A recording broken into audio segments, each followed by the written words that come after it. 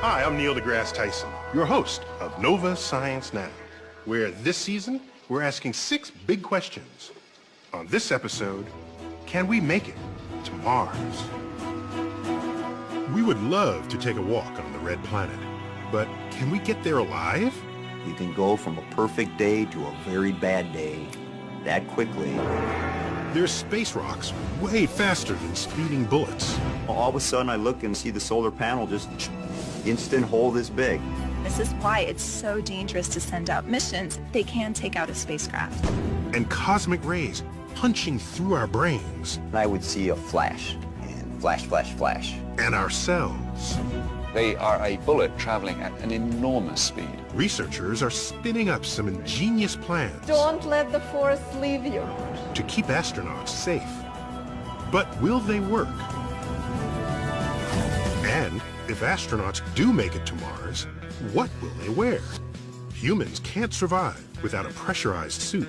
Basically, the gas in your lungs would boil. You would be dead very quickly. NASA astronaut Mike Massimino I feel like an Italian sausage. looks into a revolutionary new idea to keep Mars explorers alive and kicking. Also, would you eat a piece of meat that's been sitting around for 8 years? I did. This NASA lab is cooking up food for the long journey to Mars. Eating in space is already no picnic, but with or without gravity, some of the space meals are delicious. I like that. But can they stay tasty all the way to Mars? Now, this looks nasty. That is. All that and more on this episode of Nova Science Now.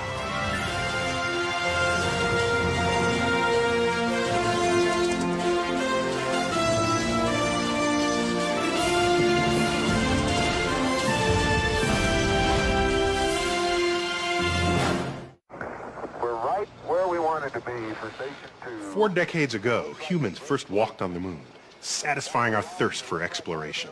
And now, we're setting our sights on another rock out there, Mars. A trip to the red planet would likely cover 500 million miles, about 1,000 times farther than the Apollo missions. A round trip could take 2 or 3 years. And one big challenge is surviving harsh conditions, including some we don't encounter here on Earth.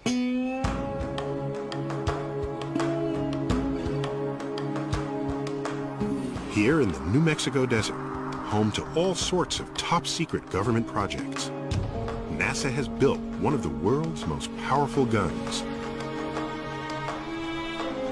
Some 60 yards long, it targets spaceships. Though not alien spaceships, our own. The gun simulates cosmic collisions that will threaten astronauts traveling to Mars. So you guys call this a gun, but it looks nothing like a gun. I think of a gun, I think of handguns or rifles. How fast does a rifle bullet go? About 2,000 miles per hour. And what do you pull out of this? 20,000 miles per hour. 20,000 miles an hour. That's fast. The most surprising thing is not the gun's size or power, but its bullets. These itty-bitty things, 20,000 miles an hour. They represent a danger that could end a mission to Mars.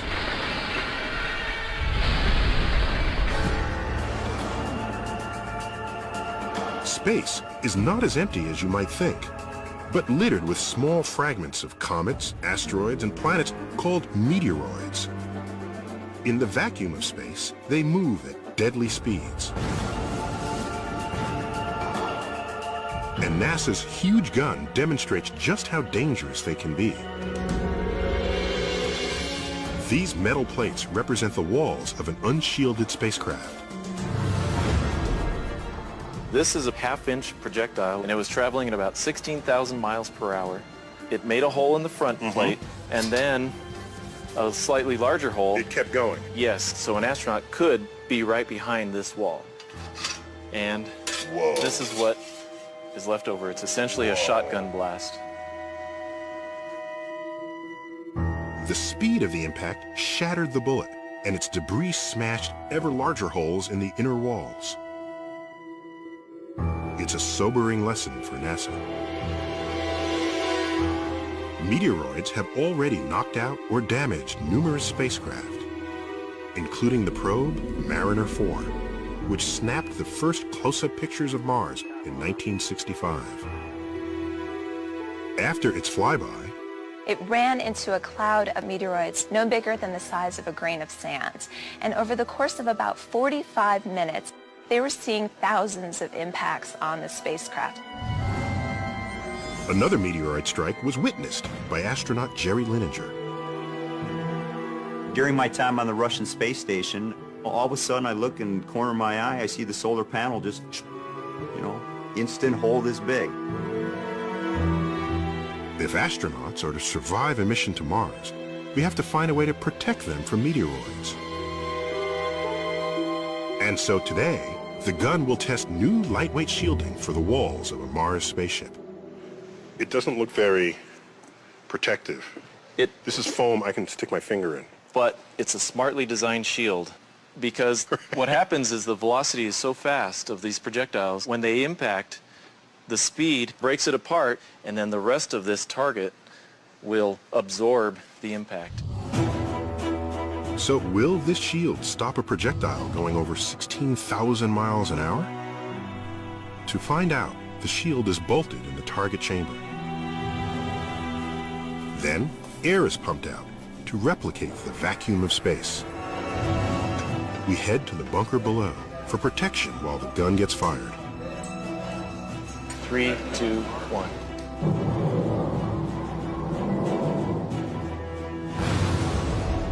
That was cool. And the result? Did the shield stop the bullet? Well, obviously it went through. Yep. And But just look at the inner wall. No penetration. nothing came out the other side. That's right. It worked. The layers of foam, metal, and bulletproof materials pulverized the debris from the impact. So this takes out all the energy of those projectiles. And it stops it.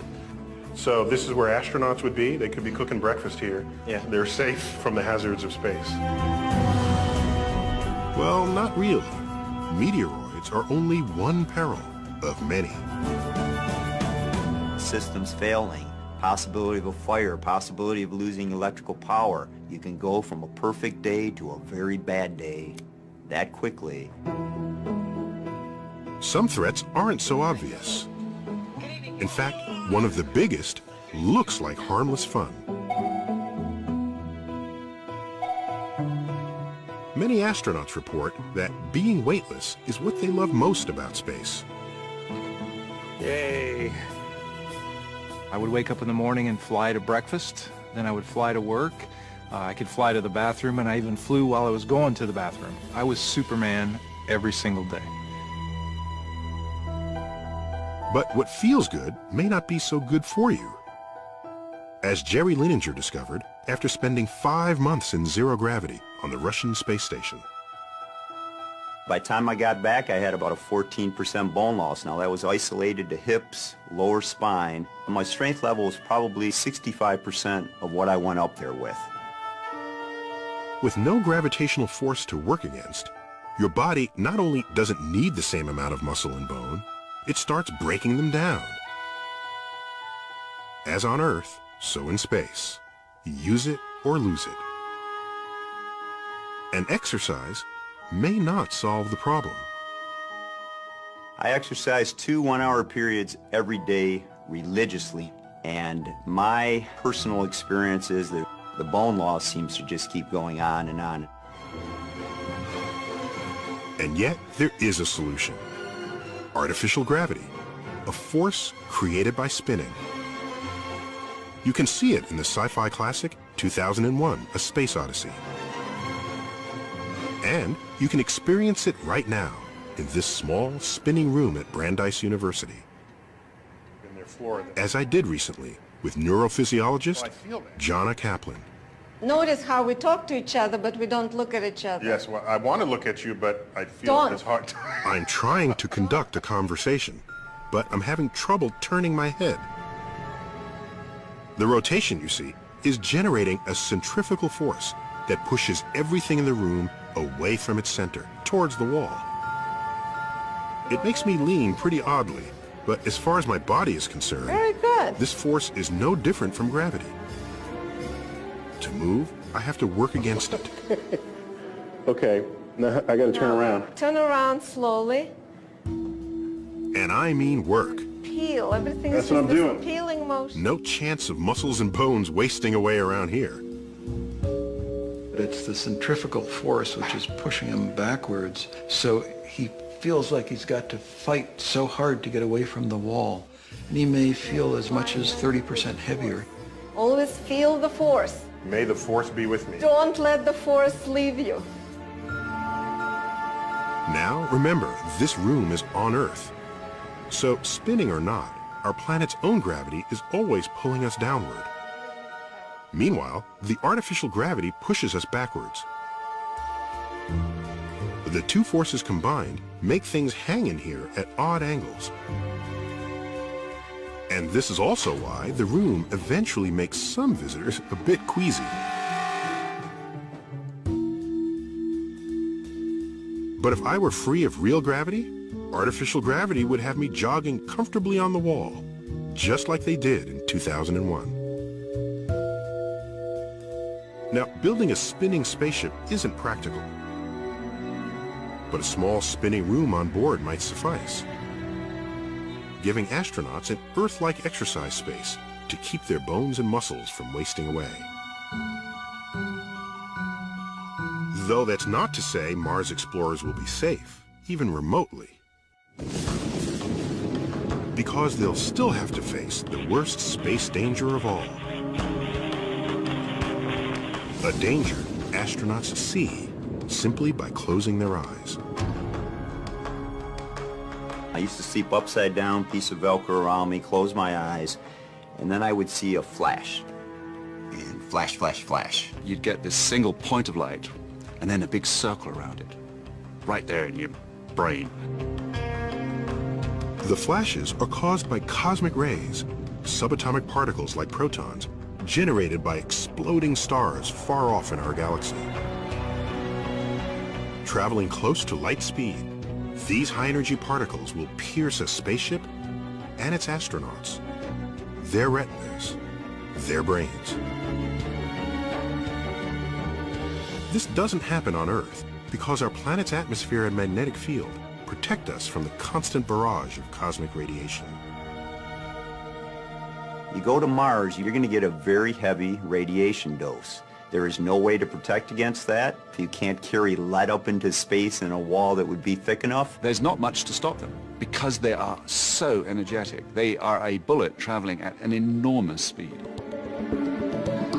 Pelted by this highly destructive kind of radiation, DNA breaks apart, predisposing the cell to cancer. Research continues, but we have yet to find a practical defense against cosmic rays. You go to Mars, you're raising your risk of cancer lifelong. But there are always innate risks to space travel, and there's no way to get around them, and you just do your best to minimize those risks and control them where you can. So we might be able to protect our Mars explorers from some of the dangers they will face, but only some. Yet knowing all that, today's astronauts are undeterred. In my mind, it's part of our genetic code that we should explore, see what's beyond the mountain, and I would love to be the first person to step on another planet. Just imagine what that would be like. Everything you see would be completely alien to your experiences here on Earth. It would be just an amazing, amazing experience. I would go to Mars under any condition. I would dearly, dearly like to take my wife with me. Human evolution involves exploration. I don't care what the risk is, that's something that you actually are moving mankind forward. It is worth your life, and I'd sign up for that mission in a heartbeat.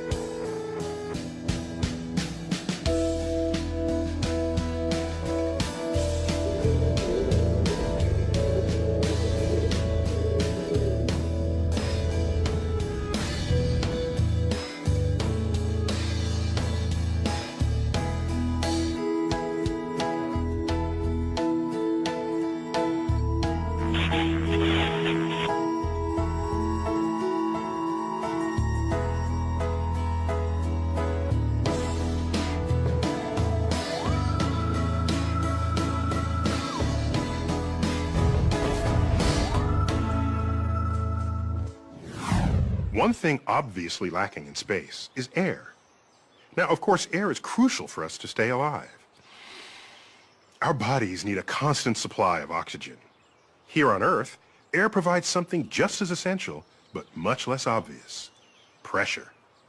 Consider this: a column of air 1 inch across, stretching from the ground to the top of Earth's atmosphere, weighs about 15 pounds. That's about the same weight as a small dog or a watermelon. We don't feel it, but that weight is constantly pressing against our bodies and within our lungs. Without it, we'd be dead. NASA astronaut Mike Massimino has survived the deadly vacuum of space. We got him to tell us how and what we need to do before humans can safely walk on Mars.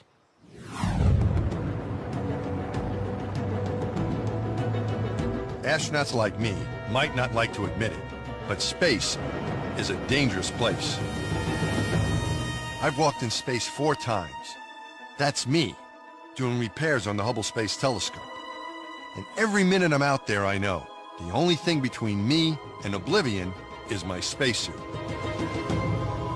First step, getting dressed for space, is to put on some undergarments. So now I have on my TCU, or thermal comfort undergarment, which is slang for long underwear, and underneath that is my MAG, or the maximum absorbency garment, which is slang for diaper. And that answers the question of how do you go to the restroom if you're locked inside of the spacesuit. At roughly $10 million, today's spacesuit is one of the most expensive garments in the entire solar system. And a lot of that expense goes into creating something you wouldn't expect: air pressure. Because the astronauts have to take their own pressure when they're doing their spacewalk, you can think of the spacesuit as like a big bag of air. So why is air pressure so important? What would happen to our bodies without it? If somebody gets sucked out of the space station without a spacesuit, what would happen? Well, that would be a very bad day. You would not explode. You would just slowly expand, and you'd get to a certain spot and then essentially turn to a goo, a mush, and then sort of vaporize. You would be dead very quickly. Basically, the gas in your lungs and even the solution in your bloodstream would boil. The cells in your body are filled with dissolved gases like oxygen and nitrogen. Without air pressure pushing hard against these cells, all that gas is going to bubble out of solution, just like it does when you open a bottle of soda. We cannot survive, just the human body, in the vacuum of space. We have to have protection from a spacesuit. But how much air pressure does the spacesuit need to keep us alive? Down here on Earth, the 1 atmosphere of air pressure at sea level feels very comfortable. As you rise up in altitude, there are fewer air molecules around you, producing less pressure. At 30,000 feet, the height of Mount Everest, the pressure drops to only 1/3 of an atmosphere. Luckily, as long as there's plenty of oxygen, humans can survive okay in 1/3 atmosphere. And that's the amount of pressure they put into the spacesuit. The whole spacesuit is pumped full of air, like a balloon. But even that causes a major problem. It makes the suit incredibly stiff. You can think of it as like a football. When a football's not inflated, you could bend it a little bit. But when it's pressurized, and you would not be able to bend it. And the spacesuit's not that different. And all that stiffness makes the suit extremely hard to move around in. In space, I use up a lot of my energy just fighting the suit. The stiffness is particularly noticeable in the gloves. The pressure that keeps me alive makes it really difficult to use my hands. If you took a rubber band and wrapped it around your fingers, and if you just open and close maybe 15, 20 times, you'll get a feeling of what makes it so physically demanding. Astronauts have been on the front lines of the battle between mobility and life-saving pressure since the beginning of space travel. By the time Neil Armstrong made that giant leap for mankind, it was clear. Leaping was doable.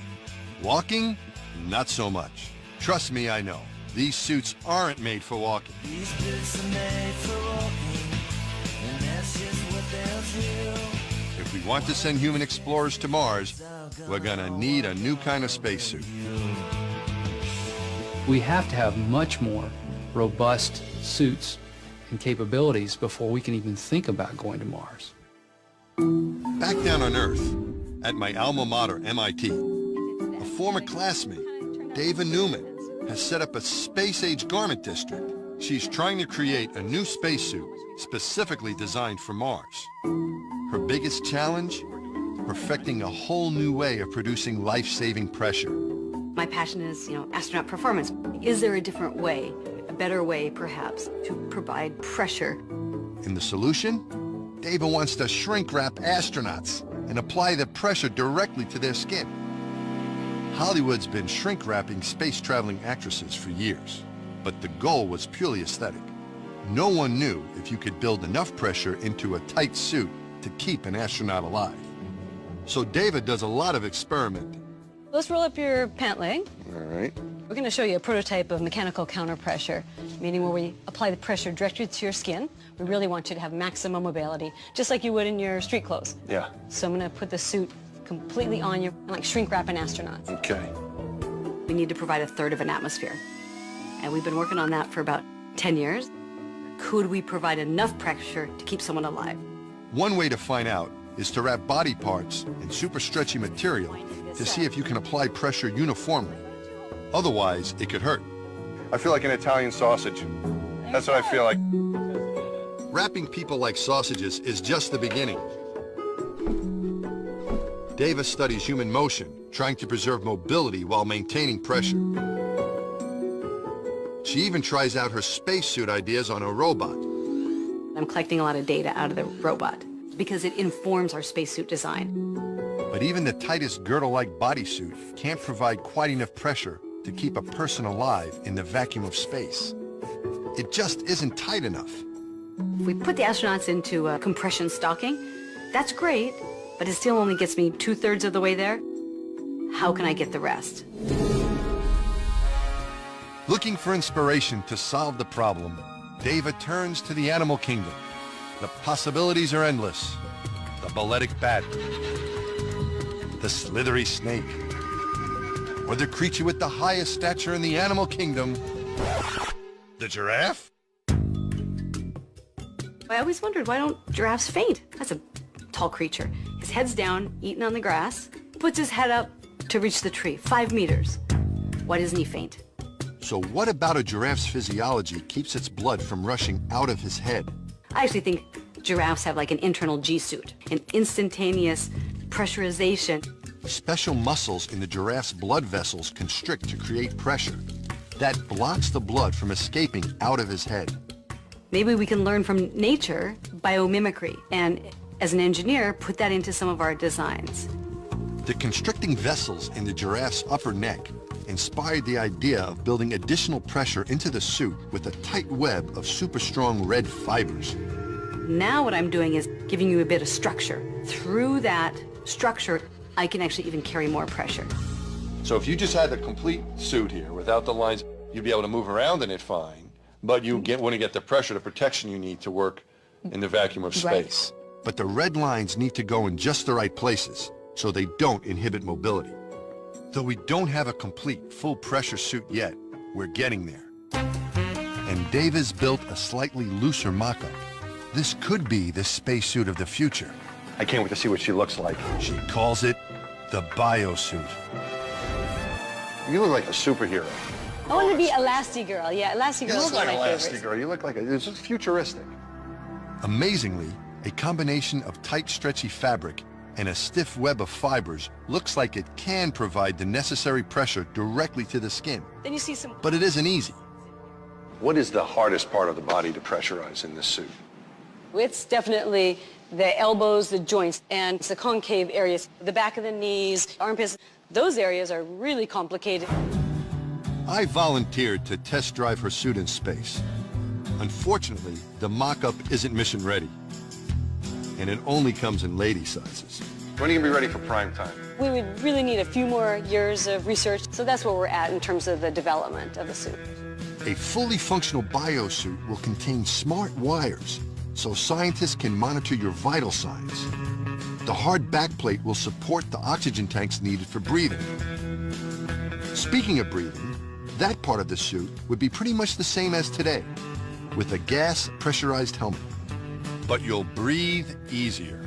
Dave has found you could run around in the biosuit and consume about 50% less oxygen than you would in today's bulky suit. We've proven the technical feasibility. This is possible. We might have this incredibly different way to design spacesuits for the future. I may be too old to go to the Red Planet, but it's almost certain that the astronauts of tomorrow will have a very different wardrobe than the one I've been wearing. They'll have suits that are made for walking.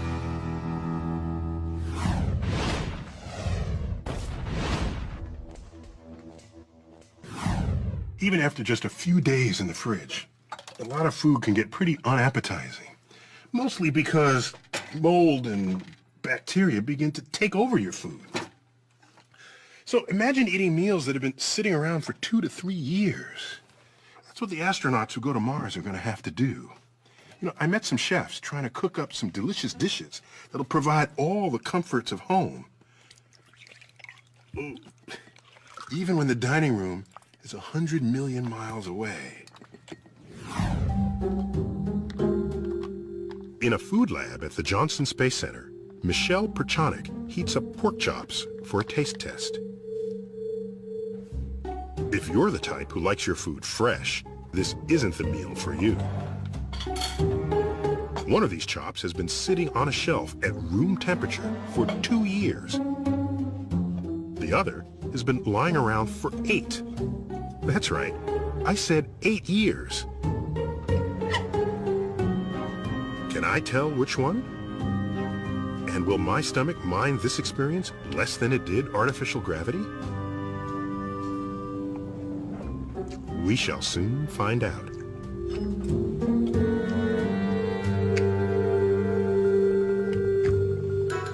I think this one's older.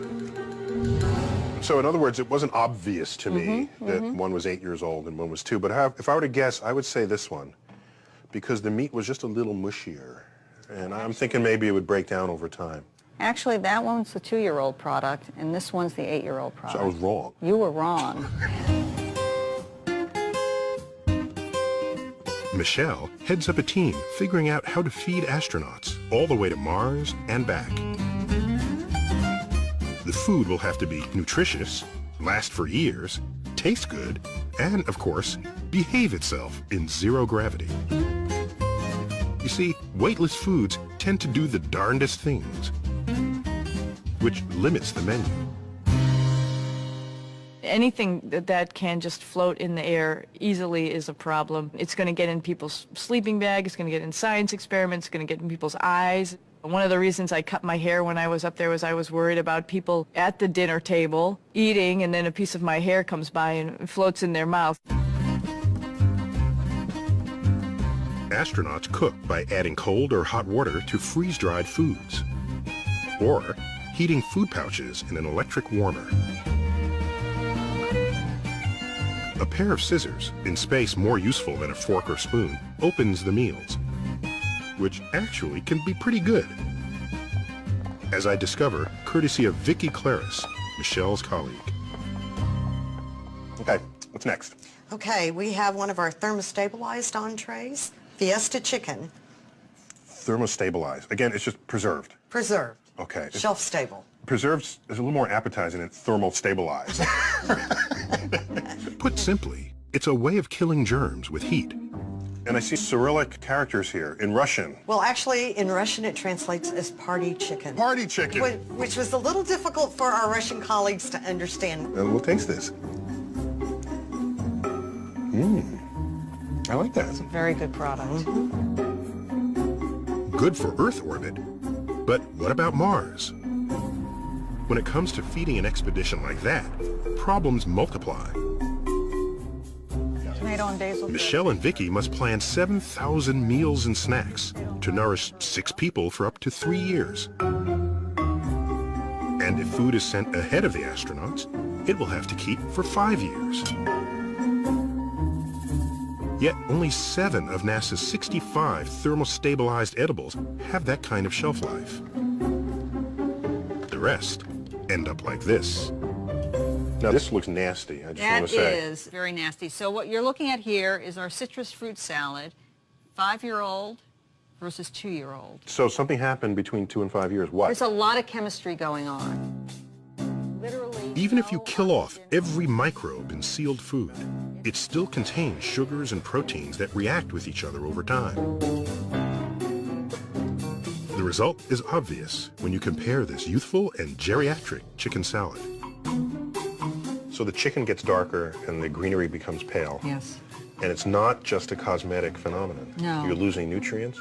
Exactly. You're losing flavor, nutrients, probably texture. You're losing everything. A solution might be new packaging that keeps out all water and air, unlike today's plastics. With that packaging, we get about 9 to 12 months shelf life. And so there is no way we're going to Mars with this kind of packaging. Nor can we use foil. Fine for low Earth orbit, but too heavy for Mars when you're launching 22,000 pounds of food at the cost of $1 million per pound. There's also something else to consider. When you're in space, stuck inside basically a can, food becomes kind of a highlight of the day. You have to eat in order to survive.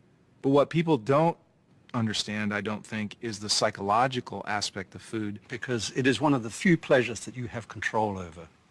And I think people serving on submarines have long understood the importance of food for crew's well-being.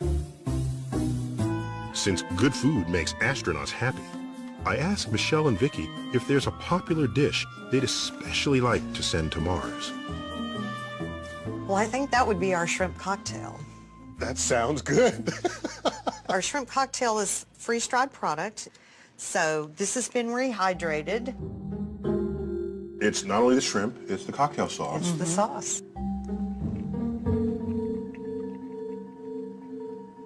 If Earth were 50 million miles away, this would be 5 stars.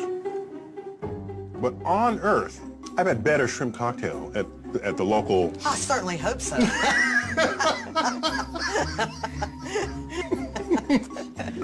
It better not have been freeze-dried for what I was paying for it.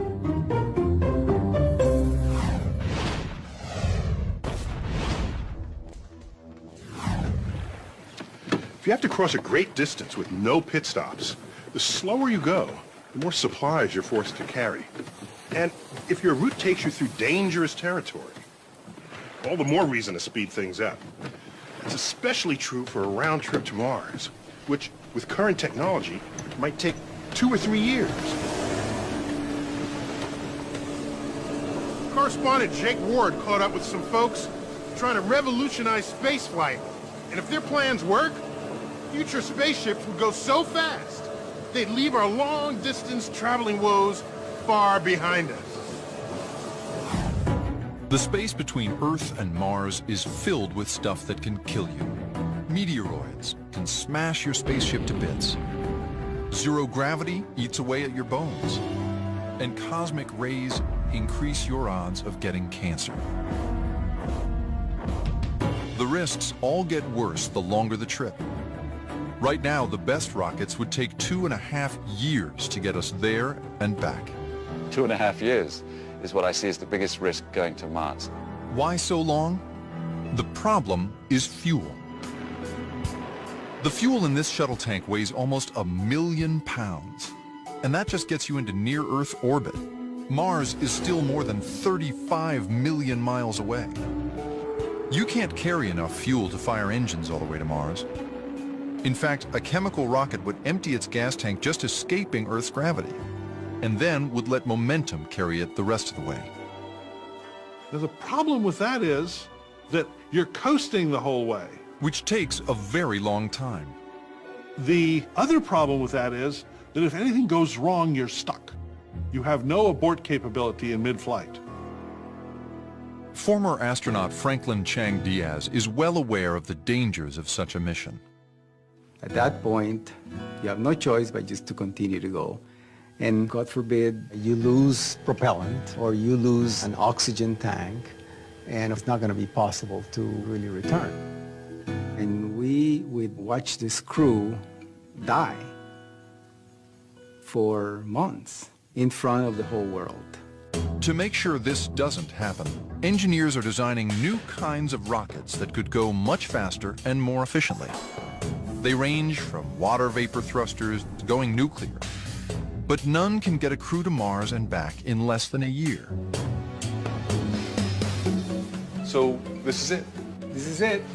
But here outside Houston, Cheng Diaz and his team are building a potentially game-changing rocket called the Vasimir. The ultimate goal is to have a small sun in the engine.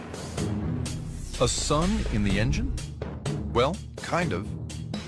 The Vasimir uses radio waves to heat argon gas to 1,000,000 degrees, so hot it becomes a plasma. The sun is made of plasma. In a plasma, atoms break down into a soup of charged particles that move very, very fast. And if you fire these very hot, very fast particles out the back of a spaceship, you've got a rocket that can really move. But putting this sun in the engine creates some new problems. Think of this candle as a conventional rocket. It's plenty hot. But Vasimir, it's really a whole other ball of wax. Test firings have already topped 1,000,000 degrees, thousands of times hotter than a chemical engine. So the challenge for Vasimir is, how do you keep an engine this hot from destroying everything around it?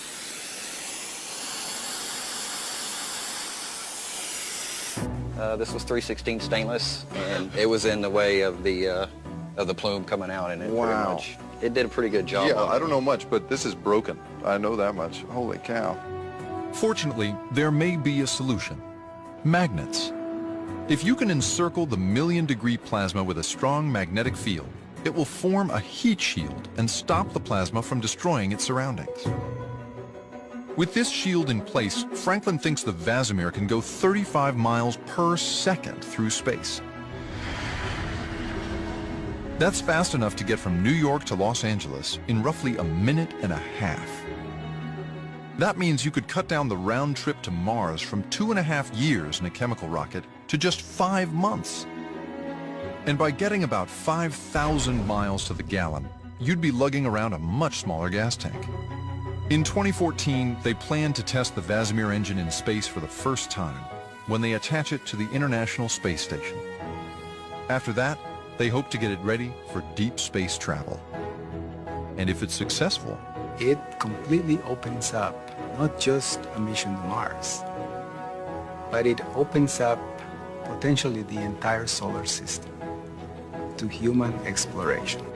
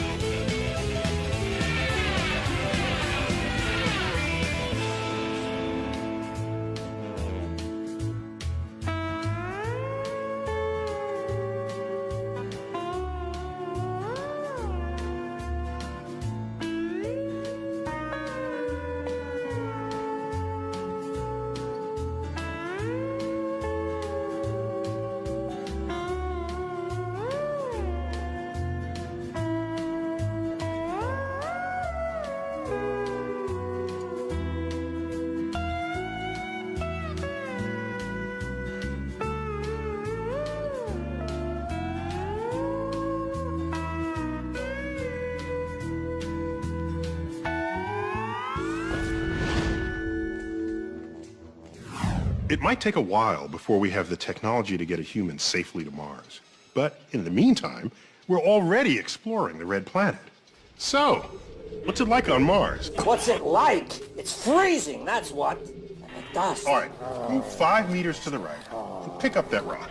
That's easy for you to say. You know what dust can do to your servos? Come on, give it a try. Give it a try. I don't believe this guy. Okay, so today's Martian robot explorers don't have that much attitude. But in this episode's profile, we meet a designer who thinks maybe they should. Vandy Verma is a natural-born trailblazer. I really love adventure and exploration. She constantly looks for new discoveries to make and obstacles to overcome. From climbing mountains to flying planes to her job as rover driver at NASA. I've always loved exploring the environment I was in, and the rovers allow me to explore another planet. Humans may be decades away from visiting Mars, but Vandy gets a first-hand look at the red planet every day she goes to work. Through being at that console, she gets direct virtual presence on the surface of Mars in a way very few other people in the world do. She is one of the people responsible for making sure the rovers, Spirit and Opportunity, make it through each drive safely. NASA originally scheduled the mission to last just 90 days, but that was back in 2004, and the vigilance of drivers like Vandy has kept the rovers alive and exploring much longer. Vandy began dreaming of this interplanetary adventure back in 1997, when NASA sent another rover, Sojourner, to Mars. So when the very first Mars rover landed, I remember reading about it, and I was just amazed because it was such an amazing thing to do, to get a rover on another planet. And I was like, someday I want to work on that. Her passion for out-of-this-world exploration traces back to her childhood in India. I first became interested when somebody gave me this little book about space. And it was the first time I realized just how vast the universe was and just how different the various planets, even in our own solar system, was. And I wanted to see them. It seemed like a very remote possibility, but I never gave up hope for it. The odds were stacked against her. Growing up in a traditional Indian family, Vandy was expected to follow her mother's wishes, to settle down and enter an arranged marriage with a nice Indian husband. My parents have an arranged marriage. My sister has an arranged marriage. For whatever reason, it wasn't something that I was ready for. Vandy dreamed of following a different path, inspired by her father, an Air Force pilot. Unlike her cautious mother, her dad encouraged her to take risks and seek adventure. After high school, she took her first big step. She moved to the United States and studied engineering at Carnegie Mellon University. But that didn't stop Vandy's mother from trying to arrange a marriage for her. She would find people in Pittsburgh when I lived there. I was amazed, and they would call me. Vandy dodged her mom's suitors long enough to meet classmate and fellow roboticist Paul Tompkins. Like Vandy, I've been in love with space for as long as I can remember. In 2005, they decided to spend their lives together. We both love adventure.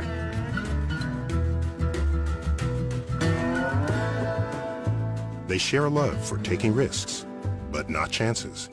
It's very natural for me to take risk. At the same time, it's calculated risk. So she has the element of adventure on one side, but then she's smart about it because she's not going to take a foolhardy risk. She realized that this calculated risk mindset would also help navigate her new field. I discovered robotics when I was at Carnegie Mellon, and instantly I knew this was what I wanted to do. Robots are incredible for exploring space or any areas where it's hard to send humans because we don't have to worry about survival, food and water. While getting her PhD, Vandy headed to the Atacama Desert in Chile to hone her robot driving skills in its Mars-like terrain. Atacama is a place where they measure rainfall in millimeters per decade. And that was a perfect place for us to take our robot and do an astrobiology experiment to look for life. My research focused on making sure that the robots could handle unanticipated situations. This work caught the attention of NASA's Jet Propulsion Lab, who offered her the chance to explore the surface of another planet from a distance. Really, the center of the world when it comes to robotics is at Jet Propulsion Laboratory. So she headed to Pasadena, California to join the Mars rover team and brought her motorcycle with her. Mostly I used it as a commuting bike to get from home to work, but I'd always take the longest path possible and the most swervy. Her means of transport was another way to get a little adventure out of life. As a rover driver, she pushes Spirit and Opportunity to get as much data as possible without breaking them. Safety is the biggest concern, but you can't be so risk-averse that you don't go anywhere. We don't use a remote control to drive them, so we're not driving them in real time. We get the conditions under which the robot is in today. We use those and plan a drive, and then we send it to the rover, and the rover executes it on its own. And then once it's complete, it sends us back the information. We've personified these two vehicles. They're like our children. They have human characteristics. They're intrepid, they're accomplished, they're dutiful, and they're so darn cute. There is no GPS on Mars. You can't just say, hey, you know, this is this location, drive to that location. So just moving the rovers is a certain amount of risk. And there's little room for error when driving on another planet. Mars is a very dangerous place. It has very little atmosphere. The temperatures are incredibly cold. There are huge changes in temperature every day. So these rovers have to endure that kind of environment. They are solar powered, so if the rovers get too cold or if they get starved for energy, which is just the same way as a human being starving, they could die. Since some of the most interesting places are the hardest to get to, the rovers constantly face the danger of getting stuck. And the drivers brainstorm different ways to get them out in a replica of the surface of Mars called the Sandbox. There isn't one obvious right way to think. You want to explore the options. So the Sandbox is a great way to do that because you have one chance on Mars, but in the Sandbox you could reset and say, well, that didn't work, let's try a different strategy. You may choose to drive forward. You may choose to try to do it with a slight turn, an uphill turn, or drive backwards, maybe wiggle the wheels in order to loosen the terrain up. Once we figure out what solution works best, then we do it on Mars, with that one chance we have on Mars. The JPL team has avoided an end of mission since 2004. That's more than 25 times longer than the original plan. And this run has been key to the rover programs revolutionizing our knowledge of Mars. The rovers have detected signs of past water. We've detected minerals that show that there was water. And since water is the elixir of life as we know it, these findings suggest fantastic possibilities. What the rovers have found is that Mars at one time was much more like the Earth than it is today. And this is very exciting and very intriguing because if it was like the Earth at a time when life started on the Earth, did life start on Mars or is there life there today? Whenever you see some sort of a discovery made by the rovers, you sort of feel that you helped them along. It is a little bit parental feeling that, hey, you know, I'm proud of that rover.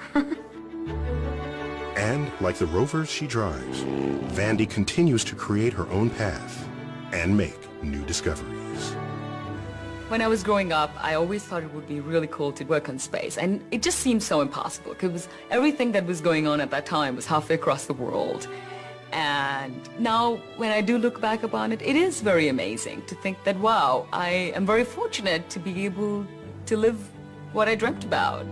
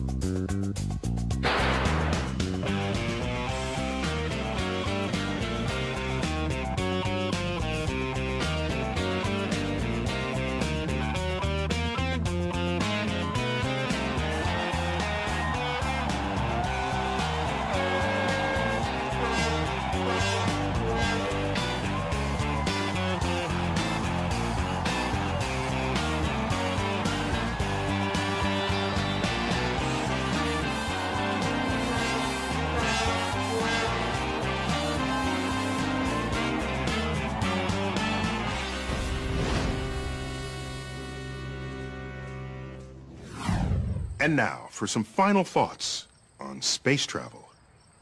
In the early days of the great ocean voyages, the explorers and shipmates were brave or crazy. During their year-long voyages, they risked and often succumbed to scurvy, dehydration, starvation, disease, pestilence, hostile natives, and of course, shipwreck. These were the known challenges. Add some mysterious unknowns like, is Earth's edge just over the horizon? Or do demons lurk there?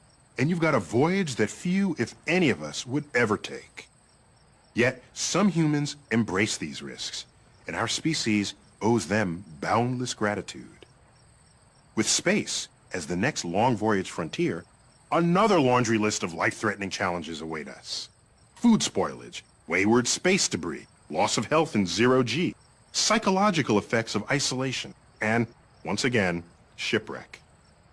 Now, consider that in 1950, the risk of asteroid fragments colliding with your spaceship was not only unknown, it was undreamt of. Same holds for the damage that solar flares pose to DNA of spacefarers. Today, these are known unknowns. We know they're out there, and even though we won't always know when they strike, we can, in principle, protect against them. But what's scarier than known unknowns are unknown unknowns. Stuff we haven't thought of yet, but would put an astronaut's health or life at risk, such as, we haven't thought of it yet. That's why we call them unknown unknowns. And that's why, to explorers, today we call them astronauts, the frontier will forever be the home of the brave. And that's the Cosmic Perspective.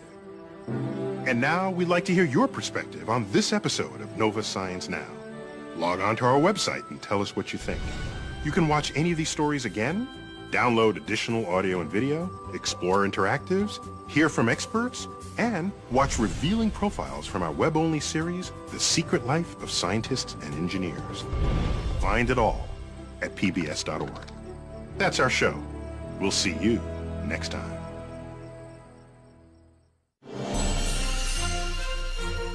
See a hidden side of science on Nova's web-exclusive series, The Secret Life of Scientists and Engineers. Think you know scientists? Think again.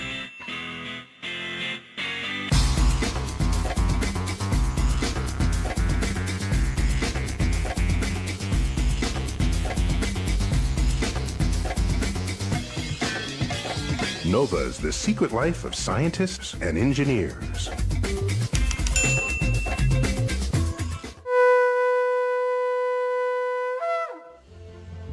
This Nova Science Now program is available on DVD at shoppbs.org or call 1-800